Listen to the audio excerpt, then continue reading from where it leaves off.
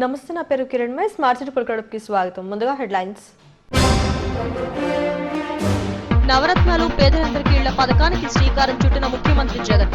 పేదల జీవితాల్లో వెలుగులు నింపడమే లక్ష్యమని వెల్లడి.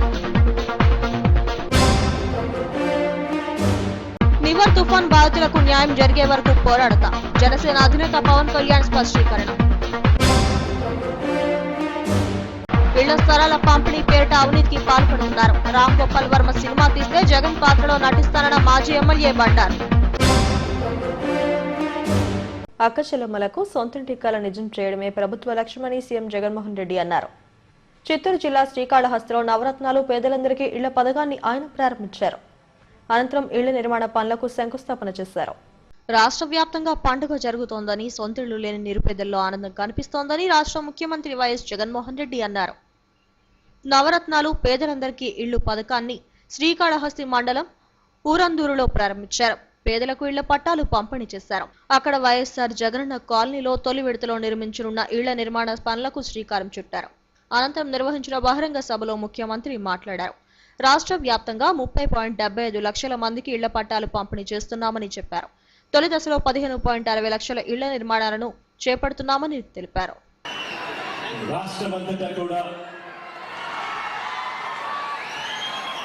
పండుగ జరుగుతోంది. వైకుంఠ ఏకాదశి, క్రిస్మస్, కొత్త సంవత్సరం ప్రారంభం మొదలు సంక్రాంతి వరకు పండుగే జరుగుతూ ఉంది. ఇళ్ల స్థలాల పండుగ, ఇంటి నిర్మాణం ప్రారంభించే పండుగ రాష్ట్ర యావత్తు కూడా జరుగుతూ ఉంది. రాష్ట్రంలోని ప్రతి ఒక్క గ్రామంలోనూ 8,30,000 ఇళ్ళు, ఇది కాక 2,62,000 టిడ్కో ఫ్లాట్స్ అన్ని కలిసి 30,75,000 2 దశల్లో ఇల్లు కట్టించే కార్యక్రమం కూడా పూర్తి చేయబోతా ఉన్నాము అని చెప్పి మీ బిడ్డగా ఈ రోజు సగర్వంగా చెప్తా ఉన్నాను.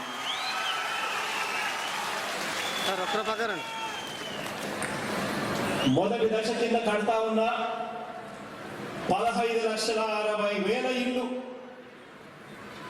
ఈ మొదటి దశ కింద కడతా ఉన్న ఈ 15,60,000 ఇళ్లలో ఇదే మొదటి దశ కింద ఇదే చిత్తూరు జిల్లాలోని 1,78,840 ఇళ్లు ఇదే చిత్తూరు జిల్లాకే మంజూరు చేయడం జరిగింది.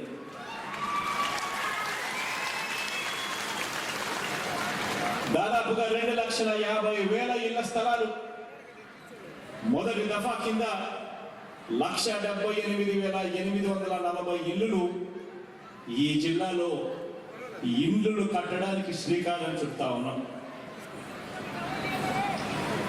ఈరోజు ఇదే లేఅవుట్లో, ఇదే లేఅవుట్లో అక్షరాల 6,232 మంది అక్క చెల్లెమ్మలకు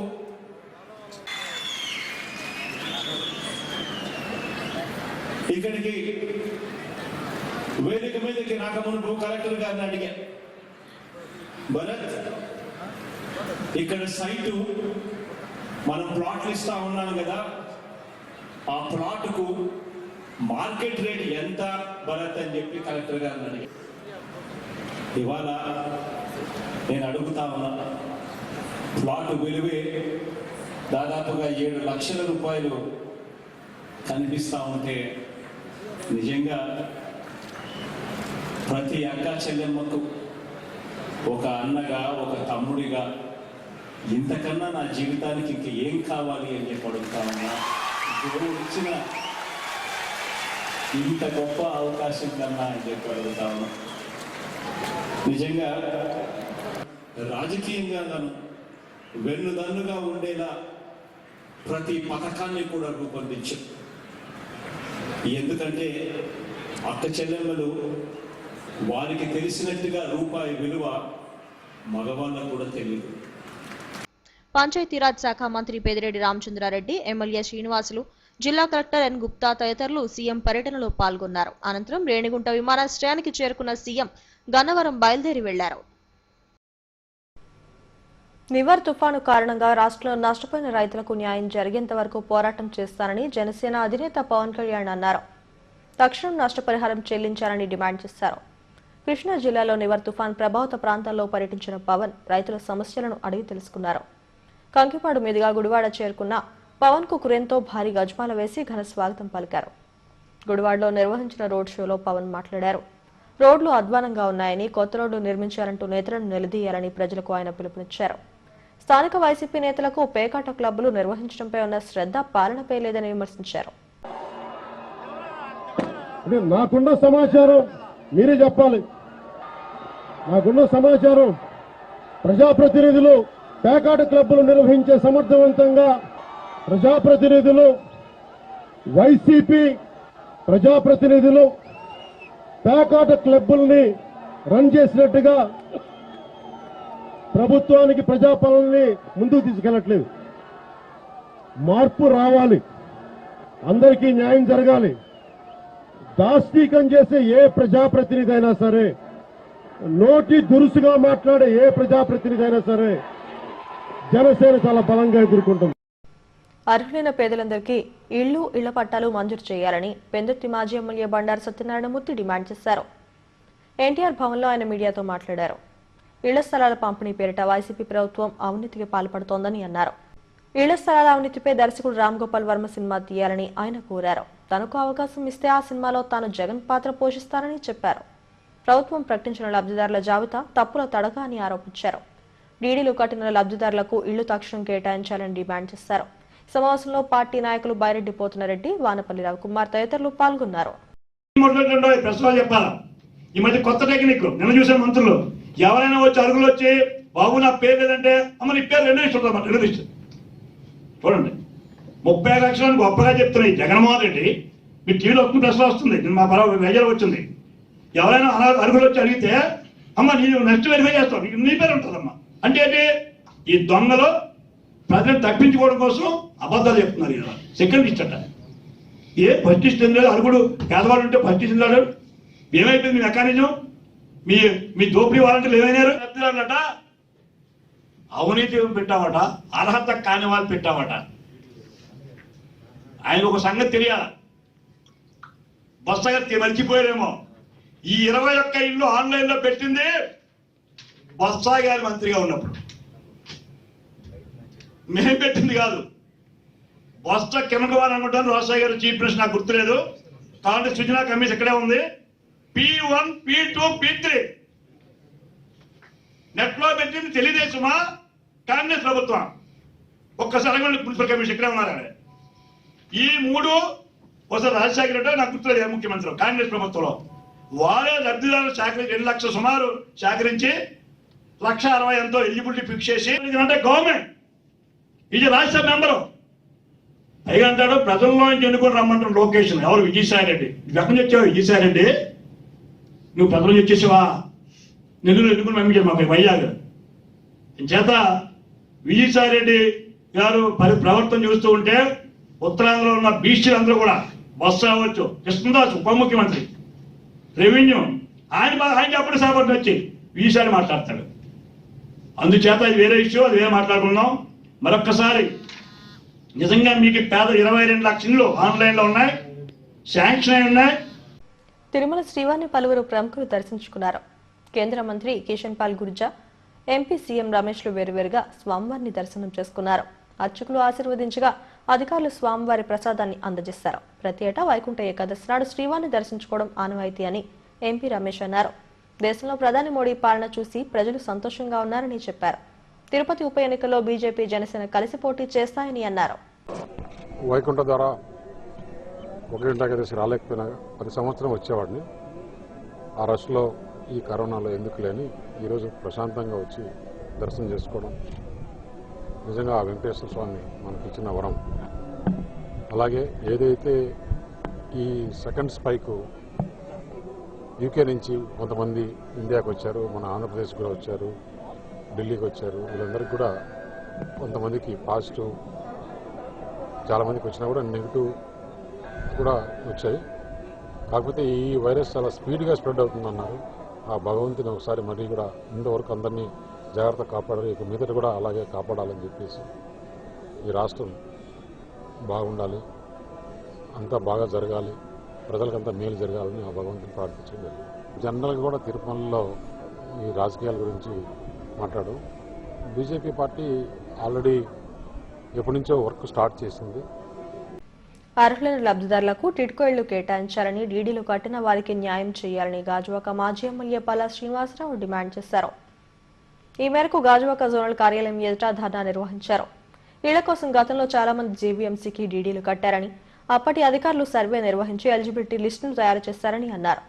19 నెలలు కావస్తున్న వైసీపీ ప్రభుత్వం లబ్ధిదారులకు ఇళ్లు కేటాయించకపోవడం దారుణమని, వాగ్దానాలు ప్రగల్భాలకే వైసీపీ నేతలు పరిమితమయ్యారని విమర్శించారు. అనంతరం అర్హులైన లబ్ధిదారులకు ఇళ్లు కేటాయించాలంటూ జెడ్సీ శ్రీధర్ కు వినతి పత్రం అందజేశారు. ఈ కార్యక్రమంలో పార్టీ నాయకులు పల్లా శ్రీనివాస్, ప్రసాదుల శ్రీనివాస్ తదితరులు పాల్గొన్నారు. మరి జీవీఎంసీ జోనల్ కమిషనర్ గారికి మరి లబ్ధిదారులను పట్టుకొని రావడం జరిగిందండి. ఇక్కడ చాలా దురదృష్టం, వైసీపీ ప్రభుత్వం అధికారంకి వచ్చిన తర్వాత వారు ప్రజల మీద కక్ష సాధిస్తున్నారు అనడానికి ఇదొక నిదర్శనం అని కూడా ఈ సందర్భంగా తెలియజేస్తున్నాను. ఎందుకంటే డబ్బులు కట్టినటువంటి ప్రజలకు, కట్టినటువంటి లబ్ధిదారులకు ఆ ఎంపిక ప్రక్రియ జీవీఎంసీ వ్యవస్థ చేసింది. అందులో ఎవరైతే బీదవారు ఉన్నారో, ఎవరైతే వైట్ కార్డర్స్ ఉన్నారో వాళ్ళందరికీ కూడా అలాట్మెంట్ చేయడం జరిగింది. వారు నమ్మకంతో వాళ్ళ డబ్బులు ఎలిజిబిలిటీ లిస్టును చూసుకొని ఇల్లు మంజూరు చేయడానికి కోసం డబ్బులు జీవీఎంసీ కమిషనర్ కట్టారు. అందులో కొంతమందికి ₹1,00,000 కట్టిన వాళ్ళకి అలాట్మెంట్ లెటర్ ఇచ్చారు, కొంతమందికి ఇంకా డీడీ రూపంలో ఉంది. ఈరోజు చూస్తే సుమారు 19 నెలలు అయింది వైసీపీ ప్రభుత్వం అధికారికి వచ్చి. ఇంతవరకు వాళ్ళకి నిమ్మకి నీరు ఎత్తున్నట్టుగా ఉన్నారు తప్ప ఎవరికి కూడా సమాధానం చెప్పట్లేదు. రోజు కూడా మరి లబ్ధిదారులు, అయ్యా మేము డబ్బులు కట్టుకున్నాం, 25,000 కట్టాం, 50,000 కట్టాం, ₹1,00,000 కట్టాం, ఇంట్రెస్ట్ తెచ్చి కట్టుకున్నాం, ఏదో ఇల్లు వస్తుందని చెప్పేసి. ఉత్తరాంధ్ర అభివృద్ధికి ద్రోణంరాజు సత్యనారాయణ చేసిన సేవలు చిరస్మరణీయమని పలువురు నేతలు పేర్కొన్నారు. సత్యనారాయణ 15వ వర్ధంతి సందర్భంగా సిరిపురంలోని ఆయన విగ్రహానికి మాజీ ఎమ్మెల్యే పంచకర్ల రమేష్ బాబు, ద్రోణంరాజు సత్యనారాయణ మనవడు శ్రీవాత్సవ్ తదితరులు పూలమాలలు వేసి నివాళులు అర్పించారు. ద్రోణంరాజు చేసిన సేవలను పలువురు కొనియాడారు. ఆయన జీవితం ఎంతో ఆదర్శనీయమని అన్నారు. తాత అడుగు జాడల్లో తండ్రి ద్రోణంరాజు శ్రీనివాస్ ఆశయాలకు అనుగుణంగా ప్రజాసేవ చేస్తారని శ్రీవాత్సవ్ అన్నారు. ఈ కార్యక్రమంలో మత్స్యకార కార్పొరేషన్ చైర్మన్ కోలా గురువులు, మాజీ ఎమ్మెల్యే తైనాల విజయ్ కుమార్, కొండ రాజీవ్ గాంధీ తదితరులు పాల్గొన్నారు. ఈరోజు స్వర్గీయ ద్రోణంరాజు సత్యనారాయణ గారి 15వ వర్ధంతి సందర్భంగా ఇక్కడ విచ్చేసిన వారందరికీ కూడా కృతజ్ఞతలు తెలియజేస్తూ, మరి ఈ ప్రాంతానికి, రాష్ట్రానికి ఆయన చేసిన సేవలను గుర్తు చేసుకుంటూ ఆయనకి నివాళులు అర్పిస్తా ఉన్నాం. మరి ఈ ప్రాంతానికి, ఉత్తరాంధ్ర వెనుకబడిన ప్రాంతానికి ఎంతో డెవలప్ చేయటంలో ఆయన అహర్నిశలు, ఆయన బతుకున్నంత కాలం కూడా సేవలు అందించిన మహానేత ఆయన. ఈ 3 జిల్లాల్లో రాజకీయంగా ఎంతో మందికి ఆసరా ఇచ్చి ఎంతో మందిని రాజకీయ నాయకుల్ని తయారు చేసినటువంటి మహానుభావుడు ఆయన. మరి అలాంటి వ్యక్తి స్వర్గీయ ద్రోణంరాజు సత్యనారాయణ గారు మా తాతగారి 15వ వర్ధంతి కార్యక్రమానికి ఇచ్చేసిన పెద్దలందరికీ, అలాగే వైఎస్ఆర్సీపీ కుటుంబ సభ్యులకి, మా కుటుంబ సభ్యులకి, శ్రేయోభిలాషులకి అందరికీ నా వందనాలు. మనం ద్రోణంరాజు సత్యనారాయణ గారు ఆయన ఒక కుటుంబానికి చెందిన వ్యక్తి కాదు. ఆయన మొత్తం ఉత్తరాంధ్రలో తెలియని వాళ్ళంటూ ఎవరు ఉండరు ఆయన అంటే. అందుకనే ఆయన లాంటి మహానుభావుల జన్మదినం కానీ, వర్ధంతి కార్యక్రమాలు కానీ మనం ప్రతి సంవత్సరం ఇలాగ వైభవంగా చేసుకుంటే ఇప్పుడున్న యువత, మాలాంటి వాళ్ళందరికీ కూడా ఆ రోజు వాళ్ళు ఎన్ని కష్టాలు పడ్డారు, వాళ్ళు ఈరోజు మన రాష్ట్రం లేదా ఇక్కడ ఆస్తి పన్ను పెంపుపై అపోహలు వీడాలని, 15% మించి పన్ను పెంచబోమని రాష్ట్ర పురపాలక శాఖ మంత్రి బొత్స సత్యనారాయణ స్పష్టం చేశారు. 350 గజాలు ఉన్నవారికి ₹50 మాత్రమే పెరుగుతుందని అన్నారు. అన్ని వర్గాల సంక్షేమమే వైసీపీ ప్రభుత్వ లక్ష్యమని తెలిపారు. తమ ప్రభుత్వం పేదలపై ఎటువంటి భారాలు మోపదని అన్నారు. బ్యాంకుల ముందు చెత్త వేసిన ఘటనపై కమిటీ వేశామని, బాధ్యులపై చర్యలు తీసుకుంటామని స్పష్టం చేశారు.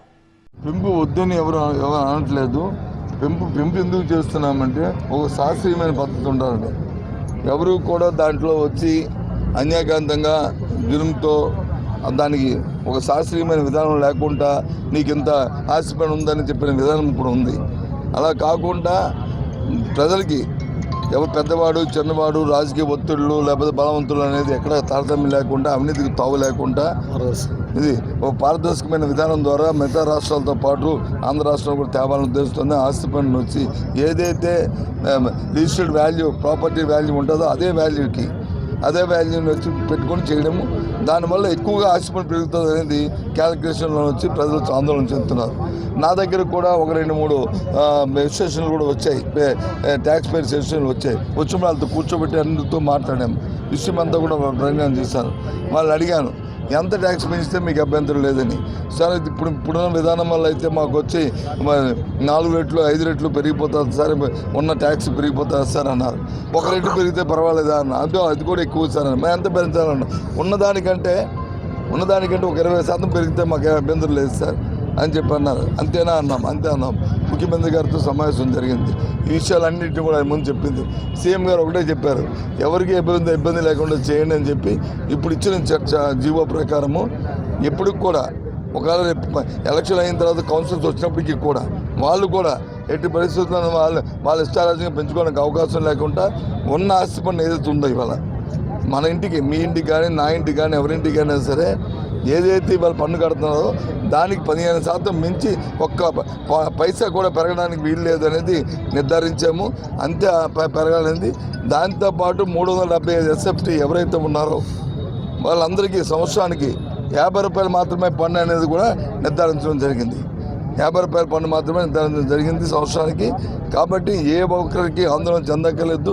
ఈ మాటలు కలబలి మాటల్ని అపోహలు కూడా పెట్టుకోవద్దు. దయచేసి మీ ద్వారా ఇక్కడున్న ఈ మీడియా ద్వారా రాష్ట్ర ప్రధానికి తెలియజేస్తాం, దయచేసి ఏ అపోహలొద్దు. ఎందుకంటే ఈ ప్రభుత్వం పేదల ప్రభుత్వం, ఈ ప్రభుత్వం మధ్యతరగతి ప్రభుత్వం, ఈ ప్రభుత్వం ప్రజలందరూ తాలూకు ఆలోచనతోనే చేస్తున్న ప్రభుత్వం. కాబట్టి ఏ ఒక్కరికి ఇబ్బంది లేదనే విషయాన్ని దయచేసి మీ ద్వారా తెలియజేస్తున్నాం. రైతులను ఆదుకోవడంలో వైసీపీ ప్రభుత్వం విఫలమైందని జనసేన నాయకులు బొలిశెట్టి సత్యనారాయణ, కోన తాతారావులు ఆరోపించారు. తుఫాను కారణంగా నష్టపోయిన రైతులకు తక్షణమే నష్టపరిహారం చెల్లించాలని డిమాండ్ చేస్తూ జీవీఎంసీ గాంధీ విగ్రహం నుండి జిల్లా కలెక్టరేట్ వరకు ర్యాలీ చేపట్టారు. తొలుత మహాత్ముడి విగ్రహానికి పూలమాల వేసి నివాళులు అర్పించారు. అన్నం పెట్టే రైతులనే మోసం చేస్తున్న వైసీపీ ప్రభుత్వం రైతు పక్షపాతిగా పేరు పెట్టుకోవడం సిగ్గుచేటని మండిపడ్డారు. నివర్ తుఫాను కారణంగా వేలాది మంది రైతులు తీవ్రంగా నష్టపోయారని, ఎకరాకు 35,000 నష్టపరిహారం చెల్లించారని, తక్షణమే 10,000 ఇవ్వాలని డిమాండ్ చేశారు. లేని పక్షంలో పెద్ద ఎత్తున పోరాటం చేస్తామని హెచ్చరించారు. ఈ కార్యక్రమంలో జనసేన నాయకులు పసుపులేటి ఉషాకిరణ్, శివప్రసాద్ తదితరులు పాల్గొన్నారు. నివార్ తుఫాను బాధితులకు అండగా పవన్ కళ్యాణ్ గారు స్వయంగా నివార్ తుఫాను బాధిత ప్రాంతాలను పర్యటించిన తర్వాత అక్కడ ప్రతి రైతుకి ఎకరాకి 35,000 రూపాయలు చొప్పున ఇవ్వమని, అందులో తక్షణం 10,000 రూపాయలు చెల్లించమని చెప్పి 15 రోజులు అవుతుంది. ఇప్పుడు దాదాపు 12 రోజులు అవుతుంది. ఇప్పటి వరకు కూడా చెల్లించలేదు. అప్పుడే చెప్పారు కళ్యాణ్ గారు, దీని మీద యాక్షన్ తీసుకోకపోతే 28వ తారీఖుని రాష్ట్ర వ్యాప్తంగా అన్ని జిల్లా కలెక్టరేట్లకి మా జన సైనికులు వెళ్లి విజ్ఞాపన పత్రాలు ఇస్తారని చెప్పేసి, అందులో భాగంగా ఈ రోజు కృష్ణా జిల్లా కలెక్టర్ ఆఫీసులో ఇంతియాజ్ గారికి పవన్ కళ్యాణ్ గారు స్వయంగా ఇవ్వడం జరుగుతుంది వినతి పత్రం. అందులో భాగంగానే ఈ విశాఖపట్నం జిల్లాలో కోన తాతారావు గారు, పసుపులేటి ఉషాకిరణ్, శివదత్ వీళ్ళందరూ కలిసి మొత్తం నాయకులందరితో కలిసి పాదయాత్ర చేసుకుంటూ కలెక్టర్ గారికి, వినయ్ చంద్ గారికి వినతి పత్రం ఇవ్వడానికి ఇప్పుడు బయలుదేరుతున్నాం. రాష్ట్ర ప్రభుత్వంలో వాళ్ళ లెక్కల ప్రకారం 17 లక్షల ఎకరాల్లో పంట నష్టపోయారని చెప్పేసి ఒక నివేదిక తయారు చేశారు. అది అసెంబ్లీలో ప్రకటించారు. దాని తర్వాత జరిగినటువంటి 10 రోజుల్లో కేబినెట్ మీటింగ్లో మొన్న జగన్మోహన్ రెడ్డి గారు, ఈ వ్యవసాయ శాఖ మంత్రి కన్నబాబు గారు 13 లక్షల ఎకరాల్లో మాత్రమే పంట నష్టపోయినారు. ఓకే, కానీ పంట నష్టం 7,632 కోట్ల రూపాయలు అని చెప్పి కేంద్రానికి మీరు నివేదిక పంపించారు. ఆ పంపించినప్పుడు మీ బాధగా, మీ వంతుగా, మీ ఈ రాష్ట్ర ప్రభుత్వ అధినేతగా ప్రజలపై పెంచిన పన్నుల భారాన్ని తగ్గించాలని డిమాండ్ చేస్తూ మద్దిలపాలెం కళాభారతి సమీపంలోని సచివాలయం ఎదుట వార్వా, నివాస్, సిపిఎం నాయకులు ధర్నా నిర్వహించారు. కోవిడ్ కారణంగా ఇప్పటికే తీవ్ర ఇబ్బందులు ఎదుర్కొంటున్న ప్రజలపై పన్నుల పేరుతో భారాలు మోపడం తగదని అన్నారు. వైసీపీ తీరుపై ఆగ్రహం వ్యక్తం చేశారు. ఆస్తి పన్ను, మంచినీరు, మరుగునీరు, చెత్తపై వేసిన ఛార్జీలు తగ్గించాలని డిమాండ్ చేశారు. ఈ రోజుని వార్వా నివాస్ అంటే Visakhapatnam apartments residents welfare association అలాగే నివాస ప్రాంతాల తాలూకు అసోసియేషన్స్ కలిసి ప్రతి సచివాలయాల దగ్గర కూడా ఇవాళ రేపు కూడా ధర్నాలు చేయాలని చెప్పి మన మెమరాండంలో వాళ్ళకి సబ్మిట్ చేయాలని చెప్పి ఇంటి పన్నులకి అలాగే మున్సిపల్ చట్టాల్లో తెచ్చిన మార్పులకి వ్యతిరేకంగా చేయాలని నిర్ణయించారు. అందులో భాగంగా ఈ రోజుని ఇక్కడ ఈ కార్యక్రమం అనేది నిర్వహిస్తున్నాం. ప్రధానంగా ఈ రోజుని అద్దె ఆధారంగా ఏవైతే ట్యాక్స్లు అనేటువంటివి క్యాలిక్యులేట్ చేసి ఇప్పటిదాకా కడుతున్నామో ఆ విధానానికి స్వస్తి పలికి ఇంటి విలువ ఆధారంగా అంటే మన రిజిస్ట్రేషన్ కార్యాలయాల్లో ఏదైతే స్థలానికి బిల్డింగ్లు కట్టడానికి విలువ ఏదైతే ఉంటుందో ఆ విలువ ఆధారంగా ఈ రోజుని ట్యాక్స్లు వేయాలని చెప్పి నిర్ణయం అనేటువంటి చేశారు. ఈ రకంగా ఈ విలువ ఆధారంగా నిర్ణయం అయితే ఎప్పుడైతే చేశారో దీని మీద ఇప్పుడు ఏదైతే కడుతున్నారో ప్రజలు దానికి కనీసం 4-5 రెట్లు ట్యాక్స్లు పెరగబోయేటువంటి ప్రమాదం ఉంది. ఎందుకంటే విలువ ఆధారంగా 0.5% నుండి 0.1% నుండి 0.5% వరకు కూడా వసూలు చేయొచ్చని ట్యాక్స్లు చెప్తున్నారు. అదే కమర్షియల్ ఎస్టాబ్లిష్మెంట్ అయితే ఇప్పుడు వెనకాతలు ఉన్నటువంటి షాపులు ఇలాంటివి ఏవైనా ఉన్నాయంటే ఆ షాపులకి 0.2% నుండి 2% వరకు కూడా. ఎంతో మంది పేదలకు అండగా నిలుస్తోన్న అరుంధతి సమాజం శతవసంతాల వేడుకను వంటంలోని సైలాడ పైడితల్లి నాయుడు కళ్యాణ మండపంలో నిర్వహించారు. మాజీ కార్పొరేటర్ కొప్పుల వెంకట్రావు అధ్యక్షతన జరిగిన సమావేశానికి మత్స్యకార కార్పొరేషన్ చైర్మన్ కోలా గురులు, ద్రోణంరాజు శ్రీనివాస్ తానేడు, శ్రీవాత్సవ్, కొండా రాజీవ్ గాంధీలు ముఖ్య అతిథులుగా హాజరయ్యారు. బడుగు బలహీన వర్గాలకు, నిరుపేదలకు అరుంధతి సమాజం చేస్తున్న సేవలను వక్తలు కొనియాడారు. అప్పుడు మన క్యాపిటల్ సిటీ మద్రాస్, ఆంధ్రప్రదేశ్, ఉమ్మడి ఆంధ్రప్రదేశ్ రాష్ట్రానికి అప్పుడు 1920 అంటే 1956లో డివైడ్ అయిన తర్వాత ఆంధ్రప్రదేశ్ ఏర్పడ్డది. కానీ అప్పుడు ఉమ్మడి ప్రెసిడెంట్స్ అయినటువంటి మద్రాసులోనే ఫస్ట్ అరుంధతి సమాజం ఏర్పడ్డది. తర్వాత హైదరాబాద్ అని ఆంధ్రప్రదేశ్ క్యాపిటల్, తర్వాత విశాఖపట్నం. అప్పట్లోనే ఈ సంస్థ ఉంది అరుంధతి సమాజం అనేది. అది దీనికి 100 ఏళ్ళ చరిత్ర కాదు, ఇంకా 150 మద్రాస్ ప్రెసిడెంట్స్ అయితే 150 సంవత్సరాలు పైగా చరిత్ర ఉంది మద్రాసు అయితే. కానీ విశాఖపట్నం మేము ఉన్నాం కనుక, విశాఖపట్నం పుట్టి పెరిగాం కనుక రంగులీజుద్దురని ఇక్కడ మాత్రం మా పూర్వీకులు ఈ అరుంధతి సమాజాన్ని స్థాపించే 100 సంవత్సరాలు అవుతుంది కనుక దీనికి మేము ఇప్పటికొకటి సంస్థ పనిచేస్తుంది. మా ప్రెసిడెంట్ ఓదురు శివయ్య గారు, అప్పట్లో మా పూర్వీకులు మా ఆనపర్తి పైడిబాబు, ఐలిపాక శ్రీరాములు గారు, మంగళపూడి అప్పలస్వామి గారు, ఓదురు అప్పలస్వామి గారు, మండారు మాణిక్యం, మండారు అప్పన్న, మంగళపూడి అప్పన్న, ఇలాంటి పెద్దలంతా కూడా మా కొప్పుల చెన్నయ్య గారు, కొప్పుల ఆసన్ గారు, ఇలాంటి మా పూర్వీకులు ఆ రోజుల్లోని ఆ సంఘాన్ని స్థాపించారు. దానికి ఇప్పటికీ కూడా అది నిర్విఘ్నంగా కొనసాగుతుంది. మరి హైదరాబాద్ అయితే అరుంధతి బంధు సేవా మండలి పేరు, అరుంధతి సమాజమే బంధు సేవా మండలి అని దానికి బ్రాకెట్లో విత్ బ్రాకెట్స్ పెట్టి వాళ్ళు కండక్ట్ చేస్తున్నారు. వాళ్ళు కూడా 100 పైన ఇయర్స్ దాటింది. హెడ్లైన్స్ మరోసారి. నవరత్నాలు పేదలందరికీ ఇళ్ల పథకానికి శ్రీకారం చుట్టిన ముఖ్యమంత్రి జగన్. పేదల జీవితాల్లో వెలుగులు నింపడమే లక్ష్యమని వెల్లడి. నివర్ తుఫాన్ బాధితులకు న్యాయం జరిగే వరకు పోరాడతా, జనసేన అధినేత పవన్ కళ్యాణ్ స్పష్టీకరణ. ఇళ్ల స్థలాల పంపిణీ పేరిట అవినీతికి పాల్పడుతున్నారు. రామ్ గోపాల్ వర్మ సినిమా తీస్తే జగన్ పాత్రలో నటిస్తానన్న మాజీ ఎమ్మెల్యే బండారు.